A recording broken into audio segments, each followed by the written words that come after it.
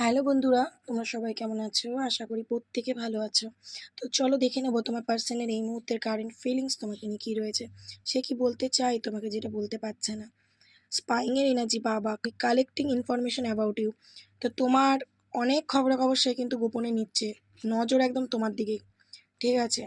এবং এখানে দেখতে পাচ্ছি তুমি কিন্তু ওর চোখের নাগালের মধ্যেই রয়েছে। তুমি যদি মনে করো আমি ওর থেকে দূরে চলে গেছি, না, অত ইজি নয়। ও ঠিক কোনো না কোনোভাবে তোমার খবর নিচ্ছে।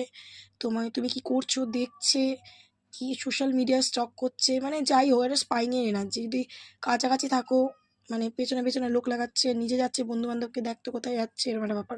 পরিবারও হেল্প করতে পারে, দাদা বৌদি বন্ধু, কারোর একটা হেল্প নিচ্ছে মোট কথা।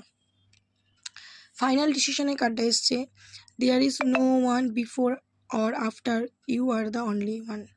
তো তোমার সাথে ও একটা ফাইনাল ডিসিশন নিয়ে নিয়েছে, এই কানেকশানটা নিয়ে ও একটা ফাইনাল ডিসিশন নিয়ে নিয়েছে যে না, এই মানুষটার সাথেই আমি ফিউচারে চলবো, এই মানুষটার সাথেই আমি ফিউচারে থাকবো, এটাই হচ্ছে আমার ফাইনাল ডিসিশন। তাই নজরটা তোমার দিকেই রয়েছে, নজরটা কিন্তু তোমার থেকে সরায়নি। এবং ভাইব্রেশনের কার্ডটা এসছে, তোমার পার্সন বলছে there is something that connect us all the time. তো ওর মনে হচ্ছে যে কিছু যেন একটা আমাদের বেঁধে রেখেছে সবসময়, আমি চাইলেও বাঁধন থেকে বেরোতে পারছি না, একটা যেন চুম্বকীয় টান, যেন একটা সুতোর বাঁধন যেন দুটো হৃদয়ের মধ্যে বাঁধা, ওরকম ফিল হচ্ছে। এবং রিউনিয়ন কার্ডটা এসছে, আমার পার্সন বলছে I am ready to start over once again. তো আবারও কিন্তু ও তোমার সাথে শুরুটা করতে চাইছে, এখানে দেখতে পাচ্ছি। যদি রিউনিয়নের এনার্জি মানে তুমি রিসিভ করছো কিনা আমি জানি না, অনেকেই রিসিভ করবে। পার্টনার কিন্তু ফিরে আসবে, এবং যাদের নো কন্ট্যাক্ট রয়েছে হঠাৎ করে পার্টনারের তরফ থেকে কল মেসেজও রিসিভ করতে পারে। ওকে, খুব রিউনিয়নের এনার্জিটা আমার কাছে আসছে।